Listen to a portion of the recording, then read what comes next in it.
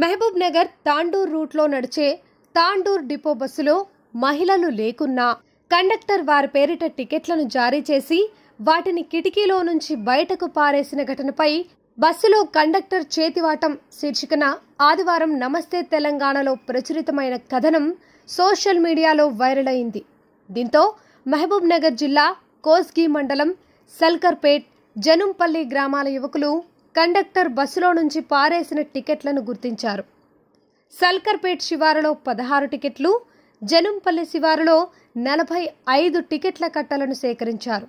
ఇందులో గండేడ్ నుంచి సల్కర్పేట్ వరకు ఇచ్చిన టికెట్లే ఎక్కువగా ఉన్నాయి. ఈ నిర్వాకానికి పాల్పడిన సదరు కండక్టర్పై చర్యలు తీసుకోవాలని ప్రభుత్వాన్ని కోరారు. ఈ ఘటనపై ఆర్టీసీ ఉన్నతాధికారులు స్పందించారు.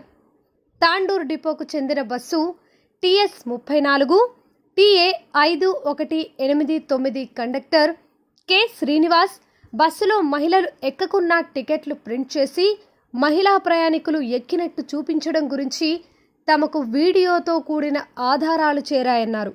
ఈ ఘటనపై విచారణ చేపట్టాలని సంబంధిత అధికారులకు ఆదేశాలు జారీ చేశారు. పూర్తి విచారణ అనంతరం సదరు కండక్టర్పై చర్యలు తీసుకుంటామని తాండూరు ఆర్టీసీ DM పేర్కొన్నారు.